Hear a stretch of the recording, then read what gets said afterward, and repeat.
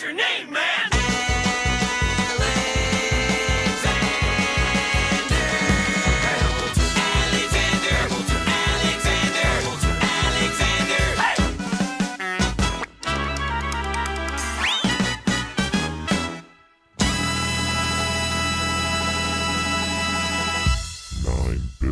Names of Pod.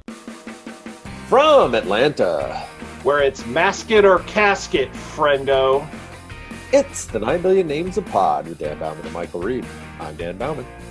I'm not wearing the mask for me. I'm wearing it for your mother. So, let's talk about some stuff. All right, we'll do that. Yeah, the COVID rages on, and we are here socially distanced platform recording yet again. You know, the world runs on Zoom now. Or no, let me rephrase that. America has to run on Zoom. Thank you, President Lump.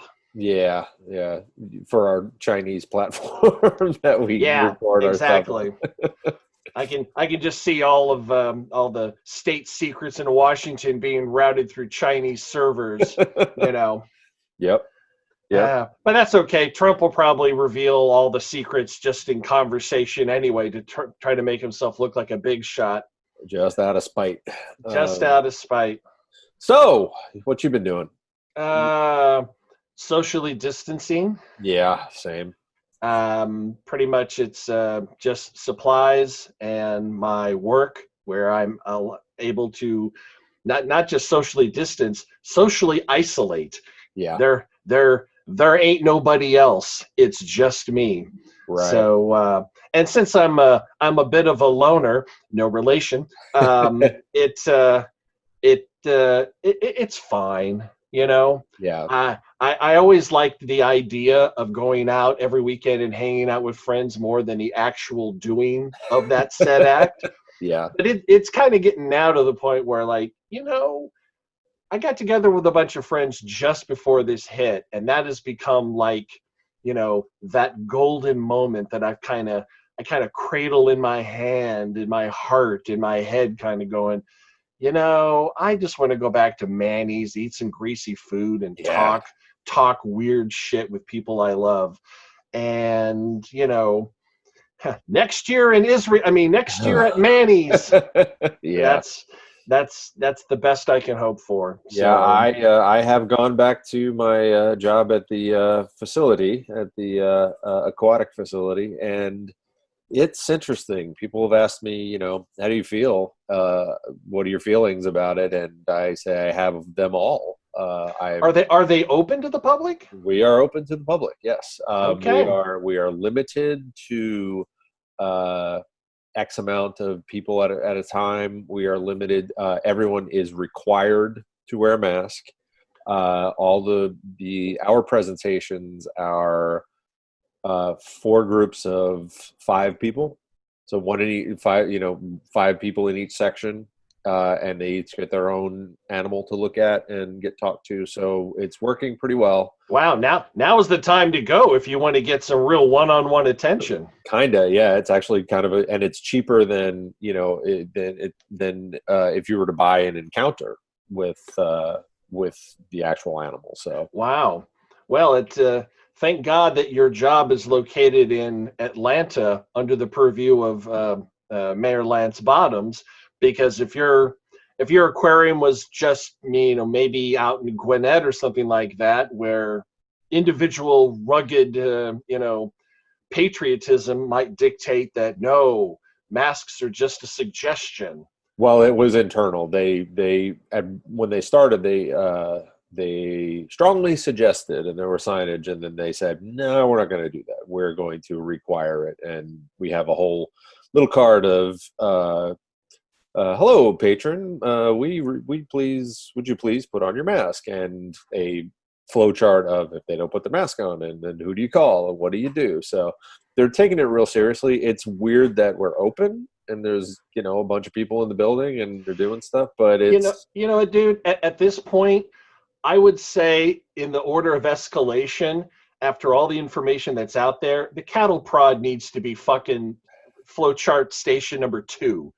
Please put on your mask. No, there you go. Yeah, Seriously. you are. I don't know if they've escorted anybody out, but I've walked around. I try to hide in my booth because I'm pretty isolated in there. But I've walked around a few times, and everyone is wearing You're them. the Phantom of the Paradise I up there in completely your am. looking down at the animals. Yeah. Yeah, it's one of the nice benefits of not going out very often is on the rare occasions that I do, I must restrain myself from like going, dude, you are around people right now and you're not are you poor? I have an extra mask. Yeah. Or are you Yeah. stupid? I mean, but no, you don't. You can't make assumptions. You don't know what their situation is. But yeah, It's just then you see all the lovely videos on the internet with last time I woke up it was in America and I've got freedom of choice. Yeah, your freedom of choice is freedom of death. yeah. My response to that is enjoy your respiratory distress. Yeah, you think you have problems breathing in a mask, wait until they sedate you and shove a tube into your lung. Yep. That's a spicy respiration. Oh. Anyway. Anyway, enough of the pandemic blues, which my guess is just gonna ebb and flow and spike and recede a little bit because no one around here understands that you need to lock it down, keep it locked down, and then get your shit together while we did this before and it was supposed to have bought time for everything to ramp up and get supply. Didn't do any of that shit. There's no national strategy. This Right. president is just anyway. Whew. All right, that's the end of pandemic blues. Yes. You had something you wanted to talk about. Well, a couple things. We watched a very cute, funny movie last night. The new Will Ferrell movie that dropped on Netflix. This isn't that one about the Eurovision. It is indeed that one. I have heard about it, but I have not seen it. Tis on the list. Is it every bit as weird as it sounds? It's very charming. It was very sweet. He's had a couple of misses lately with like that Holmes and Watson thing. Oh gosh, that is the worst reviewed movie on Rotten Tomatoes. They said there's like there were walkouts in the theater. That's one of those ones where normally when a movie is just universally reviled, I want to check it out. You want to see how bad it actually is. But this one, movies that go from, all the way around to bad, then back up to like, oh, this is actually good in a bad way. I just have the feeling that film just keeps spinning around, just creating just a torrent of bad. Yeah, when I heard that Will Ferrell and John C. Reilly were doing a Holmes and Watson movie, my first thought was Without a Clue with Michael Caine and Ben Kingsley. I was like, these guys could really do something good. And the trailer was atrocious, and the jokes, the level of crude humor. If I remember correctly, it was like dick and fart jokes. Completely, and which they have their place, but not the whole movie, and not whole. I get what they were trying to do, kind of, but the Eurovision it's very charming. It's funny and it's cute. It's not laugh out loud. Is it him it's Rachel McAdams, right? It is, yeah, of all people. And wow. They're both from The Notebook to this. Okay. Yeah, and she's great. She's really they play. There's a couple of running gags in it that I don't want to spoil. But it starts in 1974, and he's a kid, and he watches the Eurovision Song Contest where. That's when ABBA won, wasn't it? It's exactly when it was. And ABBA won in 74. And it's set in Iceland. So he's in this little town in Iceland, and that's his like driving force of his entire life is I'm going to win the Eurovision Song Contest. And it goes from there. And, it's probably somewhat predictable, but it was very sweet. I really enjoyed it. We had a good time watching it last night. Oh, good. Yeah. Now, I've been watching some stuff lately. All right. You know how much I love British costume dramas. We have been in the middle of one of those as well. So, okay. Oh, really? Which one are you watching? We are watching Victoria, the one with Jenna Coleman as Queen Victoria. Oh, Did you not know about that? no. Yes, she did a Young Queen Victoria series for BBC. I believe 3 series of 10, 11, 12 episodes, and where we just started season 3. It's good. It's real good, and Okay. it's interesting because it's almost more about Prince Albert. It was more about him and Giggity. yep, yeah, that's all I could think of the whole time. Uh, but it's how revolutionary he was and how strong she was. It's very very shades of The Crown. It's got that same vibe to it because it's kind of the same story, you know. But it's real good. Oh, Reginald, I find it so difficult to love a man who spends most of his time in a can. So what are you watching? I have been watching a contemporary, non-costume What? British slash really more Irish British drama Okay. called Normal People. I think I've seen something about that. Wow. It is one of the most deftly written bits of television I've seen in a while. Okay. It is able to capture a nascent relationship and then how it goes through its ebbs and flows and people do stupid things, and it's very true to life. It's very, very, very well done. The male protagonist is a relative unknown. I can't remember his name off the top of my head, but he did a lot of work in London on the stage. Okay. And the female lead is Daisy Edgar Jones, who had a bit part in Gentleman Jack, which we may have talked about that show. It's basically about a wealthy lesbian in, I want to say, maybe like 1870s, perhaps something like that. And it's based on the diaries of an actual woman who is this person. Uh-huh. And she wrote down all of her her relations and her problems and what it was like essentially being a closeted lesbian back in the times when it was punishable by I think for women it was death. Really? Yeah, I can't remember off the top of my head what the punishment was, but it's those Brits. Well, remember what they did to Alan Turing? Yeah. Fuckers. Anyway, but it's okay. They apologized like 80 years later. So, and I believe I read something about they were putting him on a bill on a 20-pound note or something like that. Oh, is it the 20-pound note? I'm not sure. I know that they're putting his face on currency.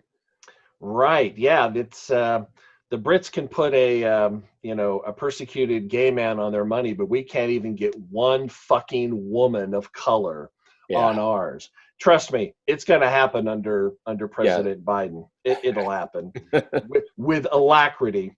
Yep. But I got to say, it is 12 episodes, but they're only about half an hour apiece. Sometimes they go from about 24 to 31 minutes, as they do in Britain. Obviously, they tell their story, and if it takes 25 minutes, they tell it in 25, and if they need a few more minutes, they not being constrained by commercials is very lovely. And it was just amazingly true to life. It was realistic, and it left you dying for more. Will there be more, or is it done? Well, it's based on a book, and there is no other book written. Got it. That doesn't mean much, though. Now, the prevailing wisdom is that, basically, Normal People has like 91% fresh on Rotten Tomatoes, which is like it's one of the highest rated things that ITV has ever done. It's brought accolades across the board. It's probably going to win tons of awards over there, and rightfully so, because it is very, very, very, very good. So it can be a little. it's one of those slice of life romances that doesn't go at all storybook ever. Okay. But you're rooting for them. Good. And it's Sounds good. it's I should probably revise my statement. I just like good British television. Yeah. Yeah. Although this takes place in Ireland, so it's Yeah. both the leads are playing Irish characters. Okay. So another show that I've been watching Yes. is called Remy. Have you heard of this one? I have seen. Yeah. Is that HBO? I want to say. I think it's Netflix. Okay. It is Netflix. I've seen like the splash for it. I didn't know what it was. It basically is a late 20s, early 30s Muslim man Okay. who's, just like anybody else, his family and relatives have certain levels of, adherence to being practicing Muslim. He's trying to be a good guy. He doesn't always do it. And it goes through the lives of him and his family. And it's just another one of those just delightful shows. And more times than not, at the end of an episode, you go, "Oh, Rami, God damn, good God, man, what is wrong with you?" But the thing is that he always screws up trying to do the right thing. Right. In a world that, dude, just lie. It makes everything better. You would have avoided this problem and that problem and these problems if you had just lied. Yeah. And he tries so hard not to do that, but he keeps doing these things that he should be lying about. And I'll tell you, the standout actor in that show is the actress that plays his mother. Okay. She's a Palestinian actress who is just insanely delightful. I wish I remembered her name off the top of my head. Look it up. That's what the internet's for, people. I'm not here to hold your hand. Right. But it's another one of those, for the lack of a better term, slice of life. It just kind of walks him through, his ups and downs and stuff like that, and tells some amazing stories. That's cool. What have you been watching lately? It's funny because I posted about this and everyone was like, where? And because we have been watching the original Muppet Show. And everyone's like, where is it? Where can we find it? It's on Disney Plus. Is it on here? I was like, you got the DVDs. It's on my Disney DVD shelf. Yeah, I was like, physical media, bitch. Yeah, and we're still waiting for the last season, which has never come out. Right. We have 1, 2, and 3. I think there was 5. Was there 5 or 4? I heard somewhere that there was 5 seasons, but we have 3. Because there's the Kermit box, there's the Piggy box, and then there's the Fozzie box, and they're all like textured, the ones we have. But they're pre-Disney. They're Muppet Studios put them out. Right. And it is just holds up to still be one of the most brilliant television shows ever made. I mean, there's cohesion. There is I don't want to say an arc, but these characters all have a life to them, and they arc and grow. And I was likening it to Bugs Bunny in the sense that they exposed kids more or less to every genre of music and jazz and classical music, and there's always piano, and there's always the Electric Mayhem, which is my favorite thing in the world, them playing their covers of stuff, and the guest stars alone that they have in the first couple seasons is just like delightfully 70s, Cleo Lane and Helen Reddy and we watched when John Cleese was on. Hey, don't you go dissing Helen Reddy now. I like these. No, not at all. It's amazing. Teresa Brewer was on and did her hit, and she was all wow stuff. Who else? Harvey Korman and. Well, here's the thing. Before Muppet Studios put out the box sets, Time Life did. I remember a series. And I found out that once the first box set came out, people were bitching and moaning because, hey, this episode is missing this. I went, huh. And I went back to my time, because Time Life didn't do every episode. They just did little like collections. Yeah. It was just like, here's 3 classic episodes. And I had it. And I looked and went, huh, it's there. So I've kept some of my Time Life Muppet DVDs because it has the missing footage that apparently they couldn't license or there was an issue. It was probably music. It was probably like everything else. It was probably music. It's always the music. So yeah. Well, because, basically before I'd say the mid 80s, people in Hollywood didn't understand that some of the stuff they were producing was going to live on in different mediums, and they need to get that shit cleared. Yeah. Nowadays, if they can't get the rights to something all the way through to DVD and streaming, they're not going to put it in the show. They won't even do it. Not anymore, because it's been such a headache. No, not anymore, because these rights holders hold out and put the screws to them, so they have to bastardize their own product to get around it or pay a ransom. You probably know this, but do you know who the first actor was to have royalties for rebroadcast in their contract? A little bit of trivia for you.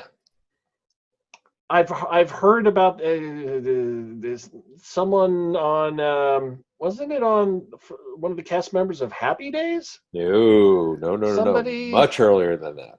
Much earlier? Oh, much earlier than that. Not Lucille Ball. No, I don't know who. Right time frame. It was Audrey Meadows on the for the Honeymooners. Yes, she kind of didn't want to do it. I think they had another actress who did it, and Gleason really wanted her, and she said, "Well, fine. Put it in my contract that if it's ever rebroadcast again, I want to get paid. I want to get paid for it." They were like, oh, "Okay, sure." And there you go. She was paying for it forever. Like that'll ever happen. Yeah. No, we erase these when they're done. Yeah. Well, that's kind of like the sweet deal that Alec Guinness made, But he, at that point, he kind of knew that if this thing took off, he was going to make a few bucks. Because if I remember correctly, his deal called for for points on the gross, not on the net. Yeah, and he could command that at that point, And that's and that's when you want an actor, you pay. Yeah, you pay the princely and sum. even at that point, George was like, "This probably won't make any money." Okay.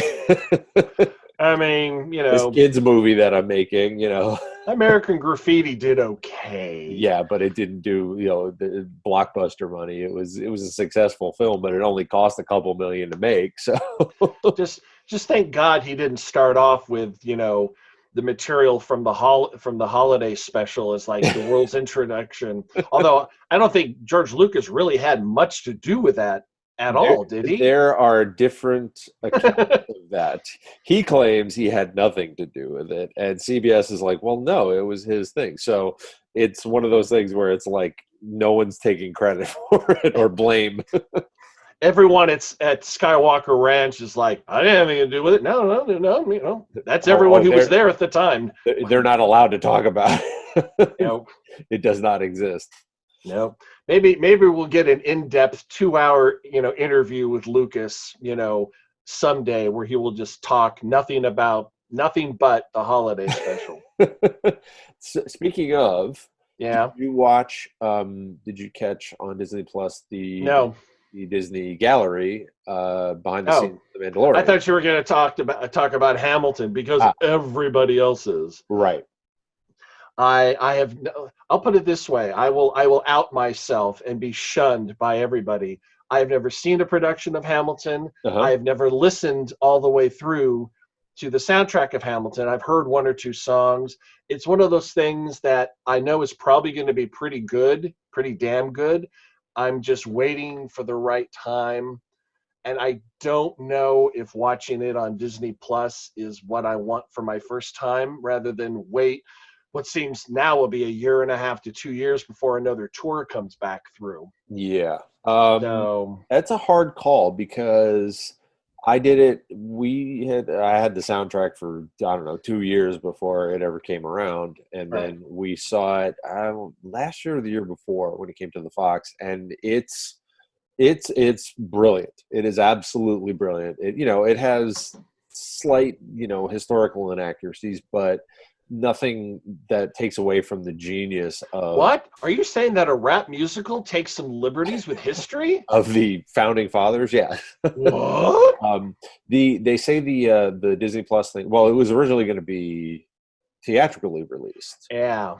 and Lynn was like, "Nah, fuck it, just drop it. Everybody's home. We might as well do it on July 4th anyway." Which, bravo, And they had to take out 66% of the fucks right? in the show. So Yep. basically it went from three fucks down to one fuck. Exactly. To make it, And I'm curious as to which one they left in and which ones they cut out. But it's every bit as brilliant as everyone says. It's not one of those things that where you'll be like, well, that's what they were talking about. It's genius. It's absolute pure genius. We haven't watched the Disney one yet, but we are absolutely going to. The other day we found on PBS there's a documentary called Hamilton's America. And it was right around the time they started filming it, right around the time of Lin-Manuel's first big show in the Heights had won the Tonys and stuff. which is also becoming a film, or has already. Yeah, well, it was supposed to come out like this summer, and it's Well, I tell you, if a lot of these media conglomerates are smart, if they don't have a viable financial path to put it out digitally like Disney does, just put it in the can, man, because sit on it. I don't care. I mean, dude, if there's a brand new Star Wars film that drops tomorrow, I'll see it on digital because I am not going into a theater. Sorry. I know you probably would get a hazmat suit on and go. Most likely, yes, if it was something to that effect, but there's not much else that would do that. There's a sequel to Magnolia, maybe. Yeah. St. Elmo's Fire 30 years later. Right. Now you're talking. Yeah. Now we're talking. Speaking of which, we lost the director and the co-writer of St. Elmo's Fire, Joel Schumacher. We did. And people might say, listening to this podcast, enough with the St. Elmo's, who gives a crap? But don't forget, he also directed DC Cab. With Mr. T. Well played, yes. So be careful on that. And he also did a couple of Batman film. Well, he did one kind of Batman film, and then something that looked like a bed with shit all over it. Because you put the perfect phrase on top of his Joel Schumacher deserves to go to hell for the exact runtime of Batman and Robin. 2 hours and 5 minutes. That's all he needs. That's all he needs for that. And then after that, then go to heaven and have a lovely time. Yeah, so he earned it from Lost Boys and other good and exactly Fire and good stuff. Falling down. Yep, falling down. No. Don't say other good stuff. St. Elmo's Fire. It's not a good film. It's my favorite. It's one of my favorite films, and I love it dearly. And it's perfect to me. That is fair. But much like the Rocky Horror Picture Show, I understand. Oh yeah, this is a mess of a film, but it's my mess of a film. Yes, I love it. So, but going back, yes, we watched a thing called Hamilton's America, which was chronicling him creating this thing, creating the phenomenon of it all. And luckily enough, they were following him around while he was doing it. And like, he was invited to the White House, Lin-Manuel, to do a night of spoken word. They're doing spoken word. This definitely was under the Obama administration. Exactly. Can you imagine? It's like it even sounds weird coming out of my mouth now. Well, this definitely wouldn't have been under the Bush administration, and it's too far back to have been under the administration. Yeah, and he actually talks to Obama in the documentary about that night, and because evidently Michelle had really enjoyed In the Heights, so they invited him to come to do a night of spoken word, and Obama was like, yeah, we invited you to come do stuff out from In the Heights, and you got on stage and said, yeah, that's cool, but I have this rap song about Alexander Hamilton I want to do. And Obama said, I thought to myself, well, good luck with that. and it's brilliant. You can see him, like, you can see that it blows the room up. And so we haven't watched Hamilton proper on Disney Plus. We have seen it, but we haven't seen that version of it yet. But my question to you was, did you watch Yes. the Disney Gallery, the making of Mandalorian? No. Oh, okay. No. It's in the queue, but I have too much British stuff. I got As you. I've been watching too much, New Jersey Muslim shows and Irish bleeding heart romance shows. It's really cool because some of the way they did the effects of Mandalorian will blow your socks off. It's really interesting, the technology that they use, because it's not green screen or blue screen. And that's why I have loved the direction that Disney has taken. One of my number one complaints, aside from the atrocious writing of the prequels, was that everything was like it was sprayed with Crisco. It just has this gleam. It doesn't look real. It's just like, I see what you're trying to do.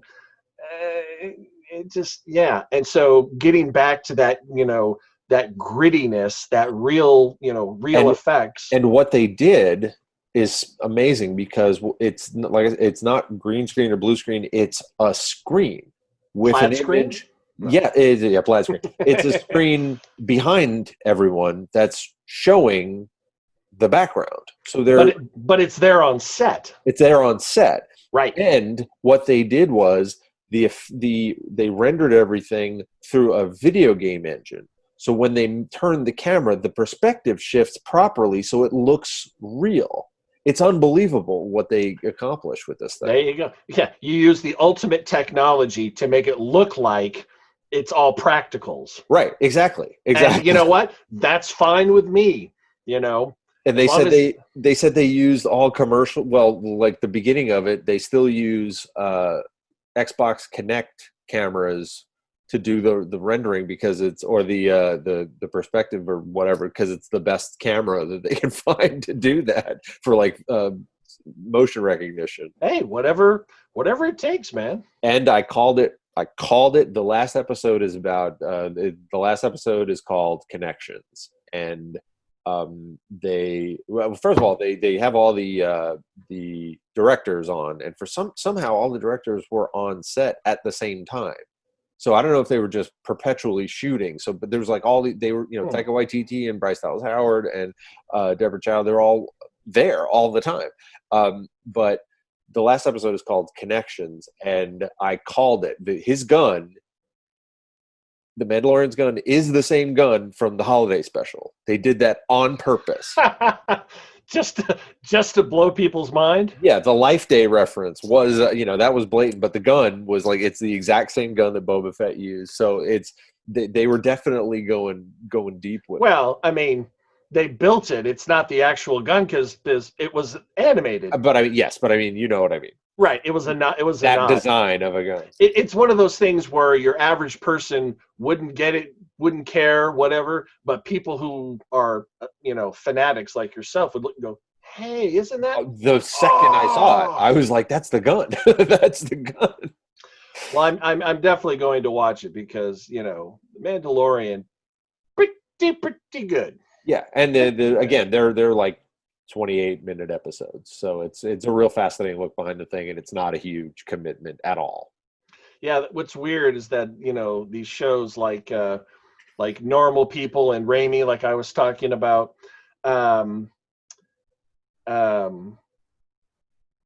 not hour long, they're 25 to 30 minutes, and when you're binging, you get into the like, I can do another. I mean, it's only 20, 25. And before you know it, you've watched the equivalent of 3 hour-long episodes because you just go, I'll go a little further. Right. A testament to how good Normal People was, I started it at 10 o'clock at night. And the entire run of it's about 6 hours.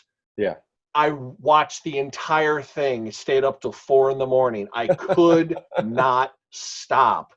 I needed to know how this turned out because it was hurting me. I was like, I will never be able to deal with this. One show, however, that was best taken in very slow and pondered and solitary doses is a show also on Netflix called The Midnight Gospel. Have you heard of this? No. It is a bizarre concept.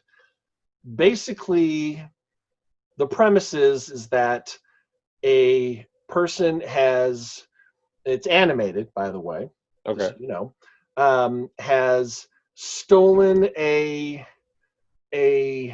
dimension like simulator and has gone to live on like a cosmic ribbon somewhere, and he visits worlds in avatars of his own body.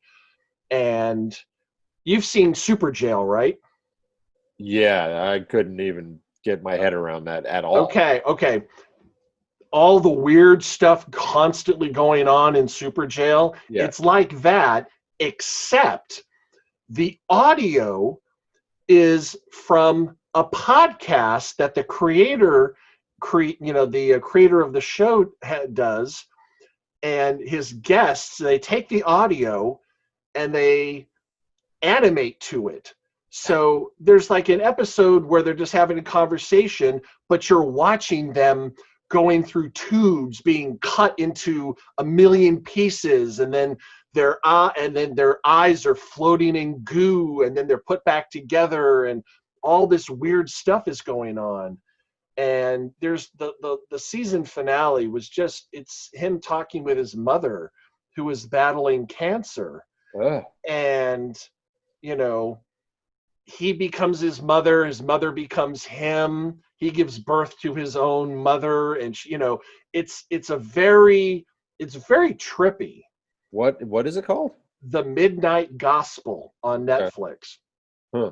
And it's profound because on one hand you're getting some decent philosophical conversations with the guests on his podcast, but at the same time you're getting these incredibly trippy visuals and storylines that are playing out that really have very little to do with the audio going on.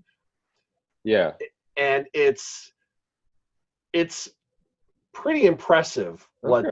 It's one of those things where I don't think it's going to get a second series just because it is really way out there, man. I mean, God bless Netflix, because there is no other person, there's no other entity on the planet that has the budget and the wherewithal to go, yeah, sure, we'll throw a couple $100,000 at this. Let's go ahead and do it. Right.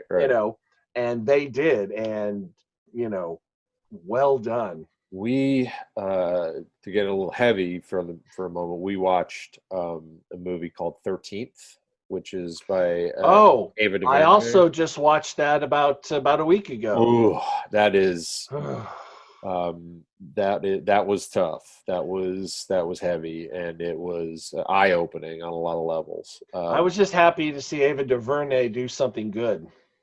Well, yes.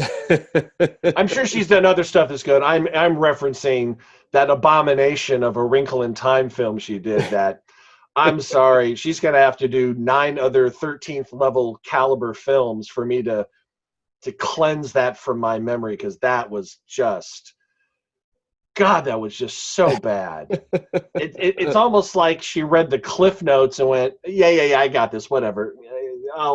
Yeah, sure, whatever. It's just terrible. Anyway, but back to 13th. Yeah. Wow. Yeah. It's a heavy documentary about how the 13th Amendment is basically a loophole for slavery, and how it says that no one can be an indentured servant unless they are not committed, unless they are convicted of a crime. Thank you. Yes. And how the prison system, the for-profit prison system, is just basically a loophole for slavery, and how it's eye-opening and very much people should watch that. It'll give you a different perspective on things. And I tell you, that's one of the upsides of this pandemic. is that there's been a lot of decarceration going on, where people act, the governments, the governors look and go, do we really need to keep these people that got caught with half an ounce of pot, or, they had a gram of coke on them, but they weren't distributing. They were, they needed treatment. They did, and they're looking at things. And of course, it's not out of, oh, we'll be nice because of the pandemic. It's more like our budgets are going straight to hell. We're not going to have income because of this pandemic, and we don't want to pay for these people. So let's get them out on the street. Yeah. And of course, they're kicking people out on the street, and some people have homes to go to and families, and some people don't. Yeah. And then of course, as soon as one person, just one person, does something stupid out there, that's when the GOP will go, see, we let this person out and they did a bad thing. Yep. Right. You left 50,000 people out and one person did a bad thing. Gee, what about Officer Chauvin? He did a bad thing. So how's that working? Yep. We also watched on the same tip. We watched Spike Lee's movie Black Klansman. Oh, you hadn't seen that? I hadn't seen that. No. Oh, we watched it. Oh. That is it kicks you in the nuts at the very, very, very end. That going down the hallway. Well, that and then going and then right the scenes of Charlottesville and Trump and but a really great movie. Really, everyone in it was fantastic. And Topher Grace is David Duke. It was absolutely delightful. Yeah. Spike has a new film out. I don't know if it's the direct follow-up to Black Klansman. I don't know if he's done a film since then, but it's called The Five Bloods, about 4 African American. Is that the first thing he's done since Black Klansman? I believe, yeah. Because that was only a year or two ago that Black Klansman was out. Yeah. Couple 2018 maybe. Yeah, maybe. Okay, something like all right. I feel like he may have done one in between then. But anyway, The Five Bloods, it's about 5 African American soldiers who go back to Vietnam after, to kind of commemorate their fallen comrades. Mm-hmm. And I don't know much about it, but it's gotten some very good reviews and good attention. I don't know if it's being released digitally or if they're trying to put it into theaters. I don't know. I wouldn't be surprised if they were. I mean, AMC was supposed to be opening up their chain back open limited in July, and now they said no.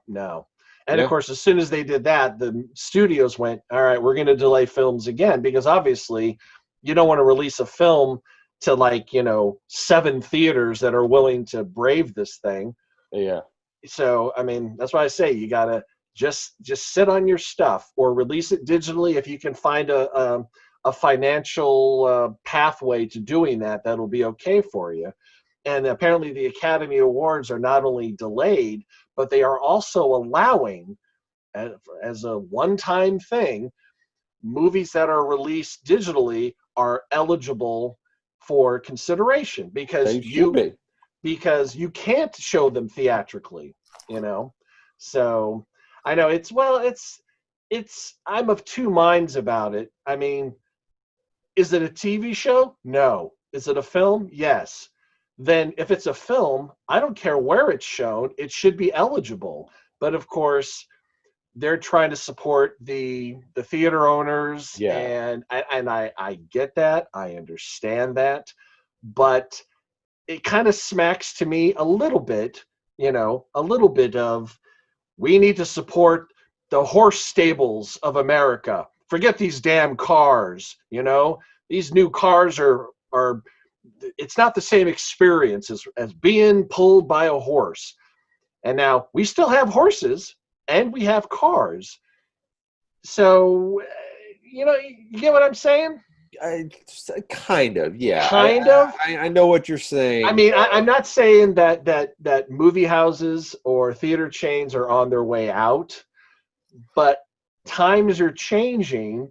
And listen, if you've got a property and you look and go, well, we could spend all the money to have it distributed and promote it and, have the distributors take a big chunk out of our profits, or we could pipe it through directly digital, and in some cases, like with Disney, keep everything in-house and make a lot more money that way, perhaps. Yeah, but I see what you're saying. I mean, don't don't get me want wrong. I mean, for many, many films, I like to be in a theater. Yeah. Now, there are very few films that I'm willing to go to the theater to see. Not right now. Yeah. I mean, if they do an adaptation of, some interesting book, I'm like, all right, I'll wait till it's on digital. But if it's a big spectacle film with great special effects and stuff,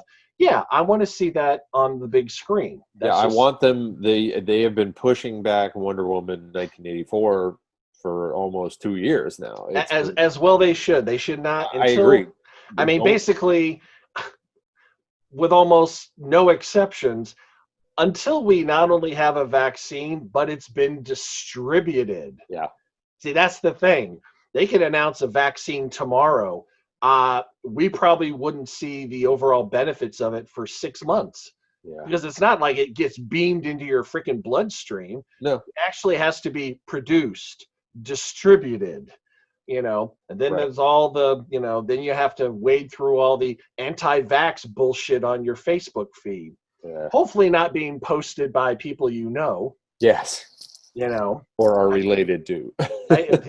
Yeah. Well, I have a relative. I will not say who she is and how I'm related to her, that I grew up in the same house with her. Dad's like, I'm not taking that. And I'm like, I'm going to look at the vaccine when it comes, if it comes, hopefully. Yeah. The way I do a new Mac OS. I'm gonna get it, but I ain't gonna be the first to get it. Right. I'm gonna wait and see what all the conflicts and the crashes and the bugs and the bugs are. So when you get to new OS 0.3, I'm there for you. Yeah, I don't want my vaccine update. Yeah. Now I think I'm gonna hold back a little bit and just kind of see, get the first couple 100,000 people in there and like, oh wow, only 3% of them died. Like, can we get that under 1%, please? Yeah. Well, I mean, the protocols that they've been stressing that yes, we're going fast, but we're not sacrificing safety, and like, good, because you're going to have one shot at getting this into people's heads one way or the other. Yeah, I read an interview with some sort of virologist, and he said they asked him, I forget what it was on, it was like CBS Sunday Morning or something, and they asked him, are you guys scared because of the way it's going? And he said, no, as a matter of fact, I'm very hopeful because we are making progress faster than any other vaccine we've ever made. He's like, we're nowhere near having it, but to the fact that we've had these few little breakthroughs in weeks as opposed to months, as opposed to years, he said it's a good sign. But again, we're not there yet. Right, exactly. And that's very heartening to me, because I would rather them wait another 6 months and get it right than to get something out there that maybe kind of works or kind of hurts people, but it still works. Because, there's conspiracy theories about something that happened yesterday that no one can agree on. And, there were people already, like the person I was talking about earlier. I ain't taking that thing. Like, you're already against it. And Right. These are the people that are going to rely on the herd immunity that is created by the people that do take it. Which is basically what anti-vaxxers are. I didn't vaccinate my kids and I'm fine. Like, yeah, because everyone else around you did. You fucking idiot. It wasn't there anymore. Yeah, exactly. So, we had talked about Joel Schumacher and the abomination that was Batman. Batman and Robin. Let's get it. Batman and Robin, yes. His Batman. I will say the one before that, what was the villain of that? What was that? Two-Face and... Two-Face and the Riddler was in Batman Forever. Yeah, He was that doing- was okay.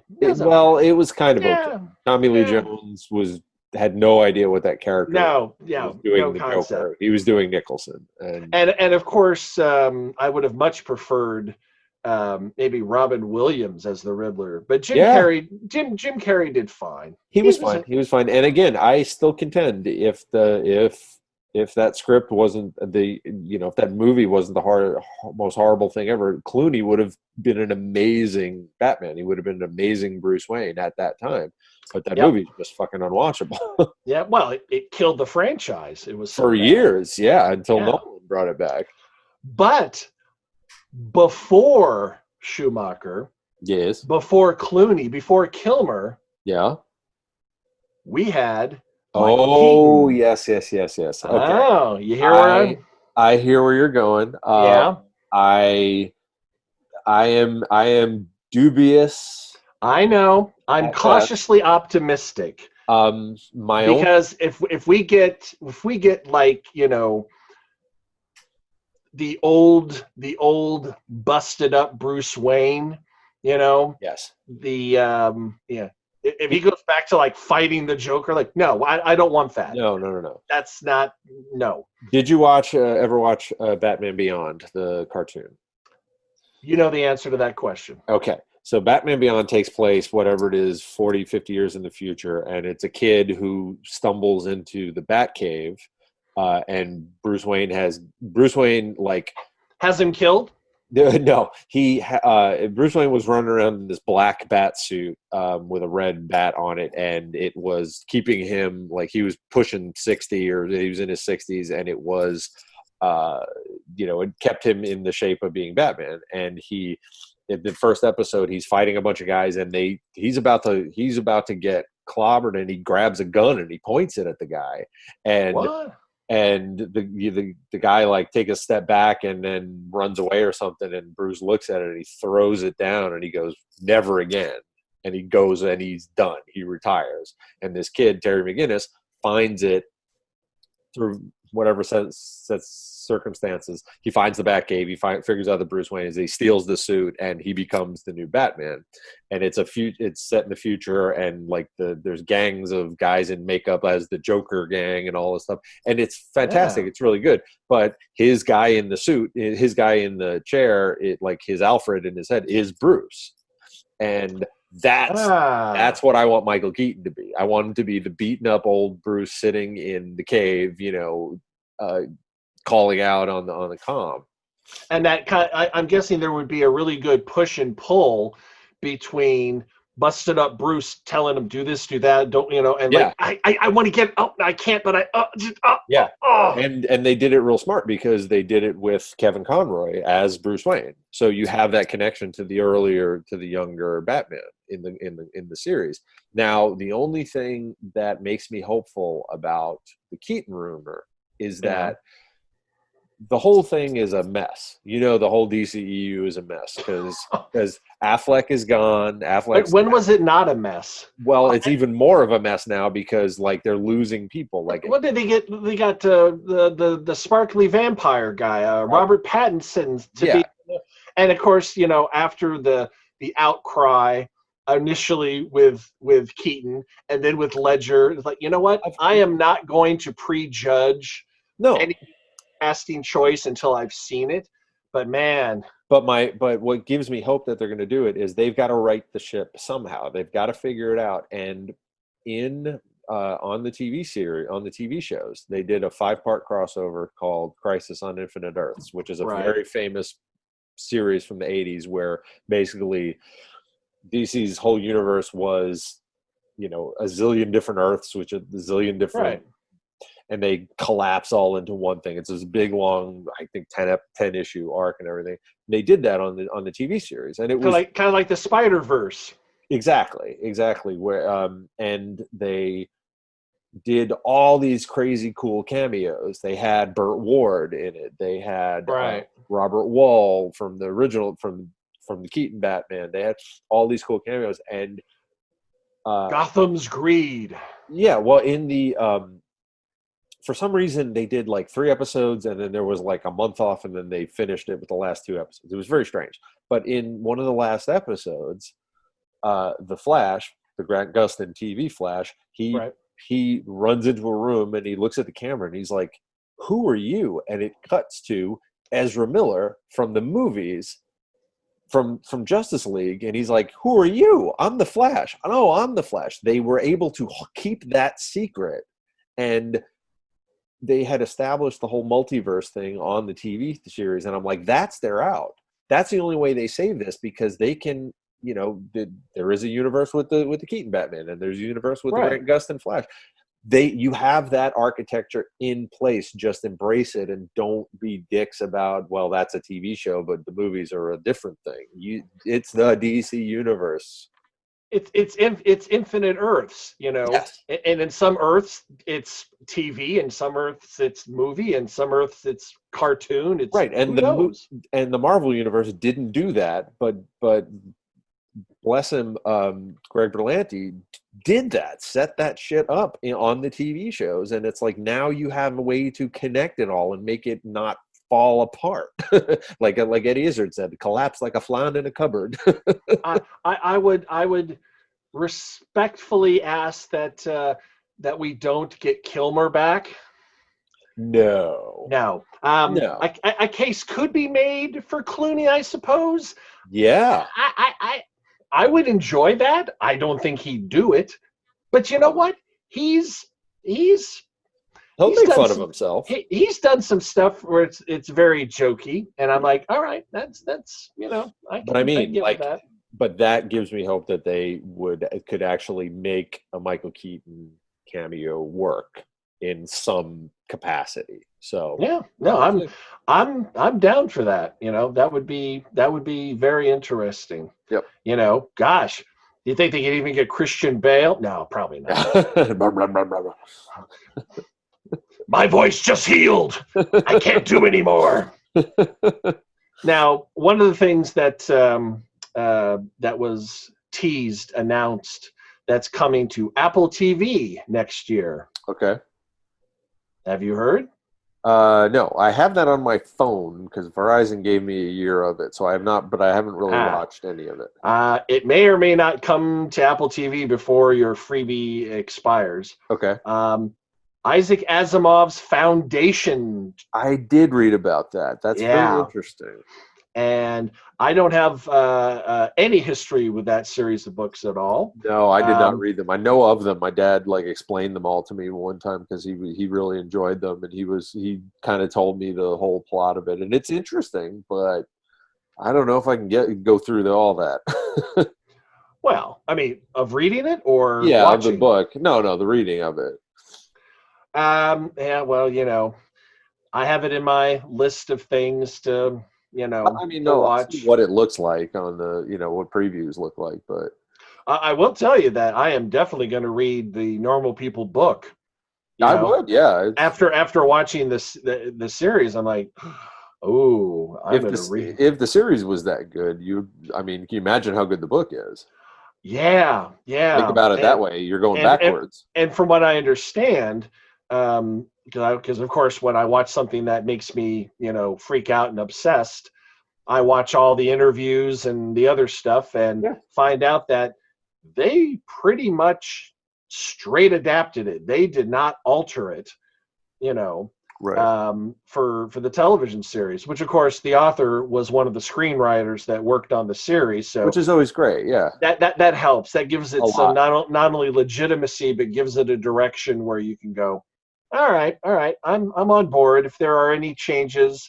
Yeah, and then you can't really complain if it goes off the rails, because it's like, well, they were there in the middle of it, Yeah, well, my favorite book of all time was adapted into a 2-hour film by the author, and it bore almost no resemblance to the book. It was a massive piece of shit, and I don't talk to him about that. I don't know if I've told you the story of me and Jeremy Levin, right? Haven't I? I think so. The guy who wrote Satan, right? Exactly. Yeah. Basically, he wrote Creator, he wrote Satan, Yeah. and then like he fucked off for like 25 years. And at some point, I tracked him down through his agent because that's how you get a hold of people. You don't Okay. try to find them. That's Yeah. not respectful. You don't do that. You find their agent. That's what they get paid for. I said, I would like to speak with Mr. Levin if at all possible. And of course, come to find out that he's been working on, he wrote, I think he also directed Don Juan DeMarco with yeah. Johnny Depp. I Right. think he was involved somehow with The Notebook. We talked about that. We're back Yep. to The Notebook. Yep. So he'd been working in Hollywood. But I talked to him and he says, yeah, I've got an idea. Because my big question is, third book, please. Chop, chop, man. And he actually just released a new novel last year at the age of like 80 now. Wow. And I haven't read it yet because, I'm who I am and I get to things when I get to things. But he has a sister, or at least he did. I don't know if he still does. I haven't talked to him in a very long time, who lives in Decatur. Really? Yeah. And I just said, hey, man, I'll buy you a drink. I'll buy you a meal next time you're, in town. And of course, unless he is totally estranged from his sister, he has not reached out. It's not taking you up on your offer, eh? He is not, and that's fine. I said my 2 cents when I spoke to him, and that was That's good though. You had that at least. Of course. Well, I mean, I'm aggressive to get what I want up to a point. I mean, I spoke to him, and that was the end of that. No sense in harassing the old man. No. No. Now I've told you about how I tracked down Jeremy Levin because that's who I am. And of course, over the years, I've tracked down, Jill Sobule and Paul Williams and a number of other people that, I'm like, hey, come on, let's get some information here type of thing, which is a skill that I learned before the internet because. Oh yeah, though you did it the hard way, like on the phone. Exactly. Yeah, exactly. Nowadays, heck, when I want to, there's a special website for industry people for both of the rights organizations where I just log in and I type out some information and I get their contact information. Wow. I don't have to call my contact at ASCAP or BMI anymore. It's all online now. Well, hell, I've talked to half my heroes on Twitter as it is, including Mark Hamill. Have responded to my. That's right. So it's all there, man. You get retweets. You get replies. It's insane, but yeah. Not too shabby. Like, hey, Mr. Hamill, thank you for coming to DragonCon. Can you wish me a happy birthday? And he fucking did. I mean, that's insane. Yeah. By the way, DragonCon, you're not going, are you? No. Okay. No. Even if they do it, it's not.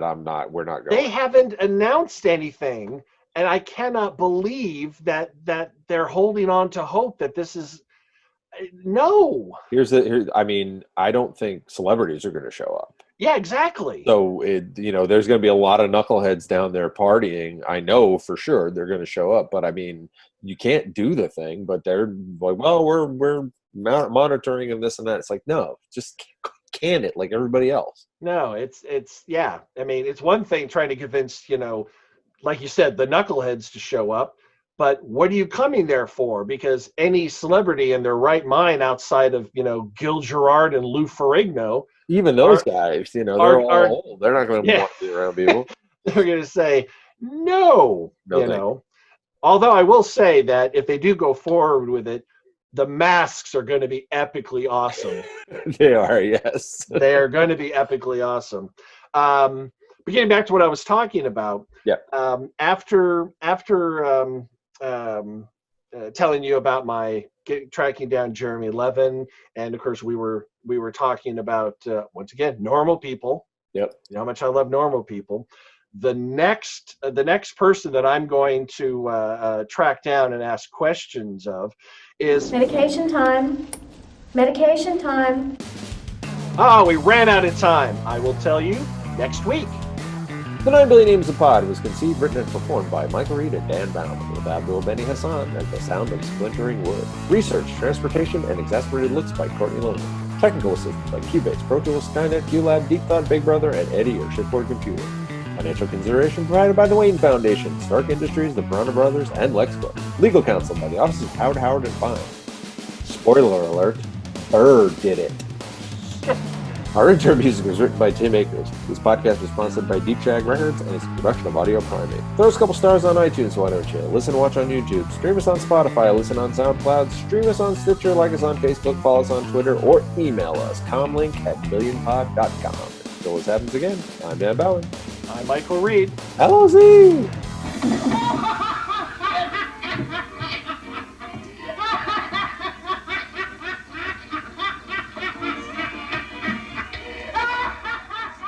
Audio Primate.